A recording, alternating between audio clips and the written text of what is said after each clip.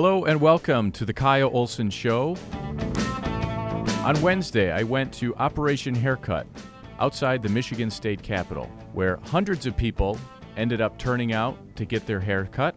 I was there to live stream for the Breitbart News Facebook page. Within minutes, police were already harassing stylists and barbers who were there to cut hair. It was quite an interesting scene because as it unfolded, there was a number of Michigan State police who were there. So they would confront these stylists and give them warnings. What would happen is they would give them 2 warnings and then they would give them a citation. Moments after I arrived, they had given out their first citation. And here is Michonne Maddock, co-founder of the Michigan Conservative Coalition. I caught up with her on the Capitol steps right after one of those citations was handed out. So I was just right down there where the hair cutter was cited for disorderly conduct. Did they actually give her the citation? Yes. Wow. Are you expecting more of that today? Yeah, she was the first one here. They told me they're going through like a 3-part warning, and then she said maybe issuing citations. So the fact that you just saw one is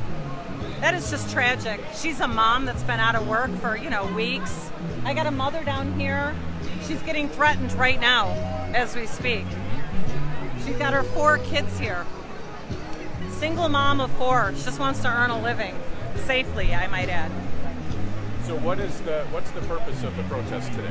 Honestly, there's 1.7 million unemployed people in the state of Michigan right now. This state was on a trajectory skyrocketing under President Trump. And now Governor Whitmer has decimated this economy. And I understand that Corona was terrifying and all of us obeyed.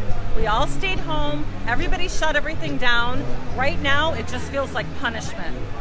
Surrounded by states that are opening. For just day, when I go to my hairstylist, I ask her to keep her salon clean. I ask her to keep her tools clean. That was before Corona. So this is really about all small businesses. We want everybody to get back to work. Not 2 weeks from now, but today. So that really was what it was about, was people want to get back to work. It was not about getting your hair cut, and it turned out that they did cut the hair for 750 people, but that wasn't the point. The point was people are unhappy and upset with the continued shutdown. They're looking at the data and they're saying this doesn't add up. What is this governor doing? And so shortly after that, I was able to talk to Angela, who was the first stylist to be cited. It ended up that there were 6 of them who were cited. They received $1,000 tickets for disorderly conduct. Here's my conversation with Angela, a stylist from Caledonia. So you got a ticket today. Can you tell me what that was for? It's I got a citation for disorderly conduct. What's your reaction to that? Whatever. So you've been out of work? How has that been? Been out of work. I'm not doing this because I've been out of work. I'm doing this because it's wrong that she won't let other people go back to work. I work 1 day a week. I have 4 boys. So I'm primarily a stay-home mom. But to take away our freedom to work, and she doesn't understand. She thinks that our rights come from her. If you listen to anything that Whitmer says, she constantly says she's going to allow this or she cannot allow this. She is no one that can allow anything. Our rights come from God. And this is not going to end. We will keep on fighting for her to stand down. Think about that argument. Leftists love to look down on Michiganders, on Americans, on conservatives as uneducated rubes who don't understand what's going on, and they don't know how to protect themselves, and they don't realize that all of these governors and politicians are really doing what's in our best interest. But listen to the argument that stylist just made, that our rights don't come from Governor Whitmer. They don't come from her, and they will never come from her. A little later on, I talked to State Senator Tom Barrett, who is from north of Lansing. I asked him specifically, Michigan legislature sued the governor, claiming that the governor didn't have the right to extend her state of emergency order.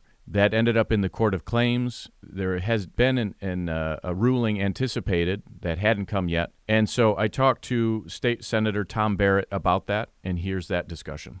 You know, in Michigan today, it's more legal to get stoned, get drunk, and go have an abortion than it is to get your hair cut. And I think that's a real watershed moment for what we've come to right now. So do you think this sort of protest is having an impact on the governor? Well, we know that the governor just made steps to open up parts of the economy in the Upper Peninsula where, you know, the coronavirus has been very, very limited in its exposure up there. But really, if you look a little bit deeper, we saw that the communities there were already reopening.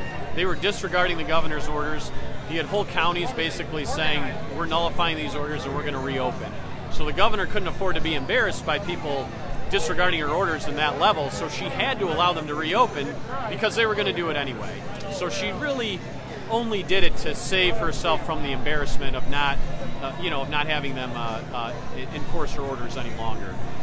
So I think you're starting to see cracks in the facade. We in the legislature have already filed suit against the governor. We did not extend her emergency powers after April 30th, so any orders starting May 1st are not enforceable. But the governor's out there claiming they are, and the Michigan State Police have been acting on her orders to do that. So to us, we need to seek a remedy for that in the court, which is what we've done. So her order expires, assuming it's legal, but her order expires in less than 10 days. Do you anticipate she's going to try and extend that again? I've kind of learned not to expect too much or too little from this governor. She has not shared any information with us in the legislature, even including up in the Upper Peninsula when she reopened parts of the economy there. She gave no notice to any of the legislators from those communities, Republican or Democrat. No prior notice whatsoever for them to provide their own input, ask questions about what that was going to look like for their residents.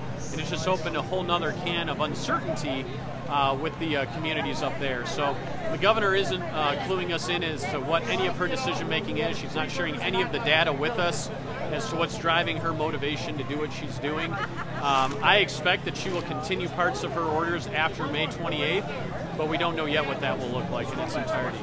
Shortly after that, I ran into Senate Majority Leader Mike Shirkey, who I guess I would characterize his reaction as a little less thrilled that people were out there protesting. He said that he understood why they're out there, but he wasn't really sure what the message was. And my thought was, people want to go back to work. It's very easy for politicians to ask, encourage, demand, require workers to not work and not really be too bothered by the fact that if people aren't working, they aren't providing for their family. Especially when politicians, their paycheck is continuing. Gretchen Whitmer's paycheck is continuing. Dana Nessel's paycheck is continuing. They don't have any problem putting somebody like Carl Mahnke out of work because they're just going to keep getting paid. So here is State Senate Majority Leader Mike Shirkey on what he thinks will happen with the court case. The other party will be equally disappointed, and I expect this to go all the way to the Supreme Court without any question. Now, but I'm not going to pine on the outcome. I don't know. Sure. If the governor does win that case, do you anticipate she may actually extend her state of emergency beyond the 28th? I think any discerning observer could reach that conclusion rather easily. Okay. Which is what? It's not what I would hope for, but I think any discerning observer would conclude that that's not an unfounded conclusion.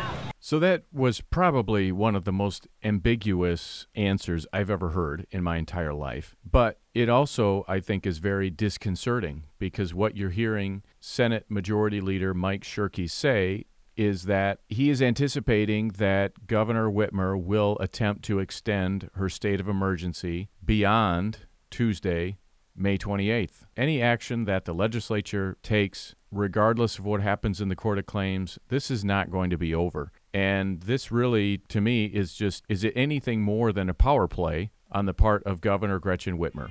After the break, we've got the man of the hour, Carl Mahnke, the 77-year-old barber from Owasso, Michigan, when we come back.